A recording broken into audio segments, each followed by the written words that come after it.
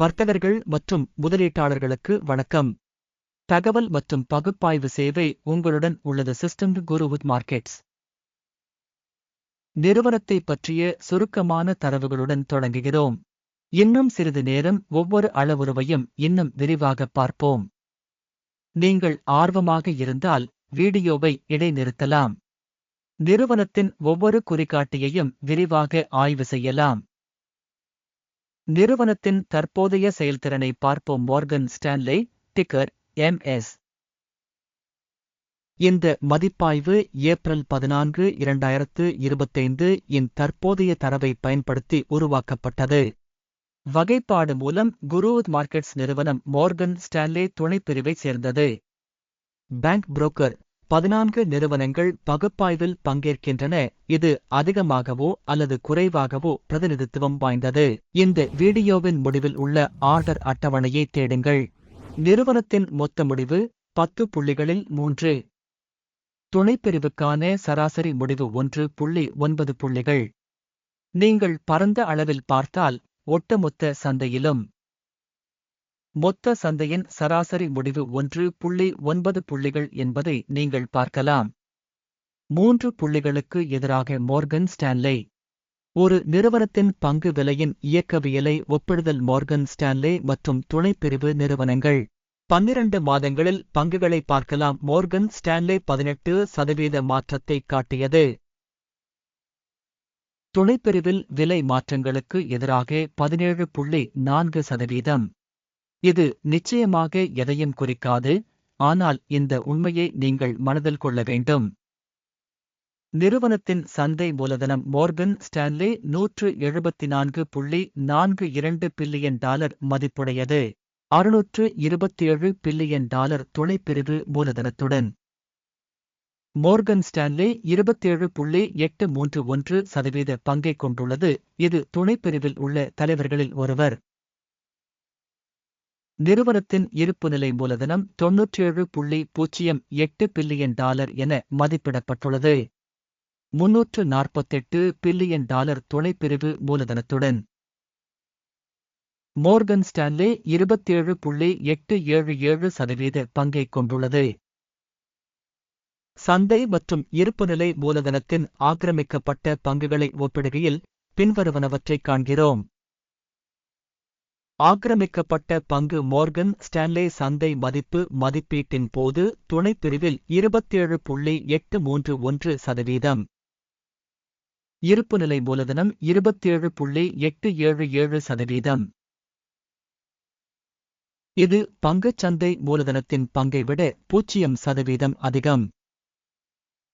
சந்தையின் நிறுவனத்தின் பங்கின் மதிப்பீடு மற்றும் துணைப்பிரிவின் புத்தக மதிப்பு நல்லது 1. நிறுவனத்தின் நிதி பொறுப்புகள் $291.307 பில்லியன் ஆகும்.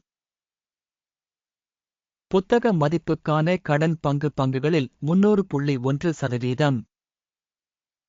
நிறுவனத்தின் நிதி கடமைகளின் அளவில் முடிவு மிகவும் மோசமானது -2 புள்ளிகள். நிறுவனத்தின் பங்குச் சந்தை மதிப்பின் சமநிலை அதன் லாபத்திற்கு 12.7 ஆகும். 13.6 என்ற துணைப்பிரிவு சராசரியானது துணைப்பிரிவு சராசரியை விட 7% குறைவாக உள்ளது. துணைப்பிரிவில் உள்ள நிறுவனங்களுடன் ஒப்பிடுகையில் லாப குறிகாட்டிகளுக்கு நிறுவனத்தின் சந்தை விலையை மதிப்பீடு செய்தல் நல்லது 1. கடந்த 12 மாதங்களில் லாபம் $13,694 மில்லியன். அடுத்த 12 மாதங்களுக்கு எதிர்கால வருமானம் $14,871 மில்லியனாக இருக்கும் என்று எதிர்பார்க்கப்படுகிறது. இது தற்போதுள்ளதை விட 8.6% அதிகம். துணைப்பிரிவில் உள்ள நிறுவனங்களுடன் ஒப்பிடுகையில் திட்டமிடப்பட்ட எதிர்கால லாப குறிகாட்டிகளின் மதிப்பீடு நல்லது 0.5 புள்ளிகள். நிறுவனத்தின் விலை மற்றும் வருவாய் விகிதம். ஜூன் 1. துணைப்பிரிவில் சராசரி 1.7 ஆகும். இது துணைப்பிரிவை விட 6% குறைவு. துணைப்பிரிவில் உள்ள குறிகாட்டிகளுடன் ஒப்பிடுகையில் நிறுவனத்தின் சந்தை விலையை அதன் வருவாய்க்கு மதிப்பீடு செய்தல் நல்லது 0.5 புள்ளிகள். கடந்த 12 மாதங்களில் வருவாய் $1,06,410 மில்லியன். வரும் 12 மாதங்களுக்கு முன்னோக்கி வருவாய் 11,555 மில்லியனாக இருக்கும் என்று எதிர்பார்க்கப்படுகிறது. இது இப்போது இருப்பதை விட 9% அதிகம்.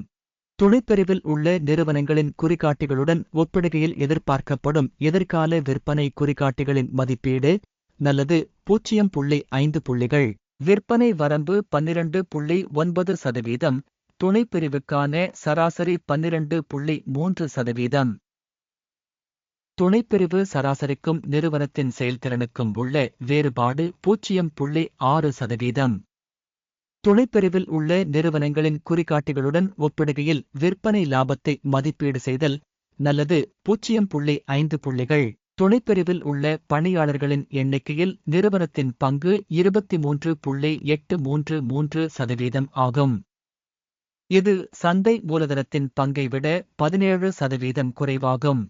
இந்த உண்மை நிறுவனத்தின் தற்போதைய பரிமாற்ற மதிப்பின் ஏற்றத்தாழ்வை காட்டுகிறது. மோர்கன் ஸ்டான்லே அநேகமாக மறுமதிப்பீட்டை நோக்கி. நிறுவனத்தின் ஒவ்வொரு பணியாளருக்கும் மூலதனத்தின் அளவு $2,180,000 மற்றும் துணைப்பிரிவுக்கு $1,867,000. துணைப்பிரிவு சராசரிக்கும் நிறுவனத்தின் செயல்திறனுக்கும் உள்ள வித்தியாசம் 16.8%. துணைப்பிரிவில் உள்ள குறிகாட்டிகளுடன் ஒப்பிடுகையில் ஒரு பணியாளருக்கு நிறுவனத்தின் மூலதனத்தின் அளவை மதிப்பீடு செய்தல் பொறுத்துக்கொள்ளக்கூடியது 0 புள்ளிகள். ஒரு ஊழியரின் லாபத்தின் அளவு $191.1 துணைப்பிரிவில் சராசரியாக $136.8 மற்றும் துணைப்பிரிவு மற்றும் நிறுவனத்தின் குறிகாட்டிகளுக்கான சராசரி வித்தியாசம் 25% ஆகும். துணைப்பிரிவில் உள்ள நிறுவனங்களின் குறிகாட்டிகளுடன் ஒப்பிடுகையில் தனிப்பட்ட பணியாளருக்கு லாப மதிப்பீடு நல்லது 0.5 புள்ளிகள். நிறுவனத்தின் தனிப்பட்ட பணியாளரின் வருவாய் $1,330,000. துணைப்பிரிவில் $1,111,000. துணைப்பிரிவு சராசரிக்கும் நிறுவனத்தின் செயல்திறனுக்கும் உள்ள வித்தியாசம் 20%. துணைப்பிரிவில் உள்ள நிறுவனங்களின் குறிகாட்டிகளுடன் ஒப்பிடுகையில் நிறுவனத்தின் ஒவ்வொரு பணியாளருக்கும் வருவாய் மதிப்பீடு நல்லது 0.5 புள்ளிகள். குறுகிய பரிவர்த்தனைகளின் அளவு 1.2%க்கு ஒத்திருக்கிறது. துணைப்பிரிவுக்கான சராசரி 1.4%. இது சாத்தியமான குறுகிய அழுத்த அபாயத்தின் குறிகாட்டியாகும். காட்டி RSI 14 நிறுவனத்திற்கு 43% அளவைக் காட்டுகிறது. மோர்கன் ஸ்டான்லே துணைப்பிரிவில் இந்த அளவு 43%. சராசரியாக துணைப்பிரிவின் பத்திரங்கள் பங்குகளைப் போலவே மதிப்பிடப்படுகின்றன. மோர்கன் ஸ்டான்லே நிறுவனத்தின் தற்போதைய பங்கு விலை தோராயமாக $108. நிறுவனத்தின் பங்குகளின் ஒருமித்த விலை இலக்கு சுமார் $129 ஆகும். உண்மையான மதிப்பீட்டிற்கும் ஒருமித்த கணிப்புக்கும் இடையே உள்ள வேறுபாடு தோராயமாக 20% ஆகும். ஆர்டர் அட்டவணையை பார்ப்போம்.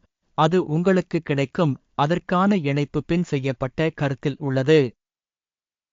ஆர்டர் அட்டவணையில் பங்கு மதிப்பீடு தகவல் அமைப்பு மூலம் கொடுக்கப்பட்ட பருவத்தில் எடுக்கப்பட்ட அனைத்து முடிவுகளும் உள்ளன. குருவுட் மார்க்கெட்ஸ் ஆர்டர் அட்டவணைக்கான அணுகல் இலவசம் மற்றும் திறந்திருக்கும். பின் செய்யப்பட்ட கருத்தில் இணைப்பு. நிறுவனத்தின் பகுப்பாய்வு அடிப்படையில் மோர்கன் ஸ்டான்லே தகவல் மற்றும் குறிப்பு அமைப்பு. குருவுட் மார்க்கெட்ஸ் பின்வரும் முடிவு எடுக்கப்பட்டது. இந்த வீடியோ மதிப்பாய்வு என்பதால் வர்த்தகத்தை திறக்க வேண்டாம். இந்த வீடியோவை பார்த்ததற்கும் தகவல் மற்றும் குறிப்பு முறையை பயன்படுத்தியதற்கும் அனைவருக்கும் மிக்க நன்றி. குருவுட் மார்க்கெட்ஸ் நீங்கள் அனைவரும் உண்மையிலேயே முழு உலகிலும் மிகச்சிறந்த பார்வையாளர்கள்.